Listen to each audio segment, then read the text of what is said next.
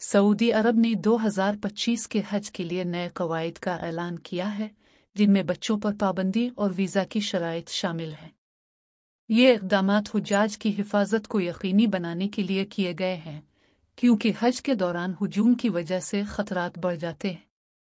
हज इस्लाम के 5 अरकान में से एक है और हर साल दुनिया भर से लाखों मुसलमान इसमें शिरकत करते हैं। हालिया बरसों में हुज्जाज की तादाद में नुमायां इजाफा हुआ है, जिससे मुंतज़मीन को हुजूम के इंतज़ाम और हिफाजती इक़दामात पर नज़रसानी करनी पड़ी है। नए कवायद के तहत बच्चों को हज में शिरकत की इजाज़त नहीं होगी। इस फैसले का मकसद हुजूम के दौरान बच्चों की हिफाजत को यकीनी बनाना और मुमकिना हादसात से बचना है। मज़ीद बरा वीज़ा के हुसूल के लिए इजाफ़ी शराइत आयद की गई हैं, जिनमें सेहत के मुआयने और हिफाजती टीकों का सबूत शामिल हो सकता है।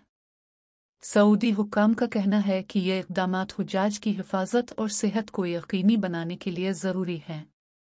उन्होंने हुज्जाज से दरख्वास्त की है कि वो इन नए कवायद की पाबंदी करें और हज की तैयारी के दौरान तमाम ज़रूरी एहतियाती तदाबीर इख्तियार करें। हुज्जाज को मशवरा दिया जाता है कि वो सफ़र से कब्ल तमाम ज़रूरी दस्तावेज़ात और सेहत के मुआयने मुकम्मल करें। मज़ीद मालूमात और रहनुमाई के लिए हुज्जाज को सऊदी वज़ारत हज और उम्रा की सरकारी वेबसाइट से रुजू करना चाहिए। इन नए इक़दामात का मकसद हज के दौरान तमाम शुरका की हिफाजत और सेहत को यकीनी बनाना है, ताकि वो अपनी इबादत को सुकून और इत्मीनान के साथ अदा कर सकें।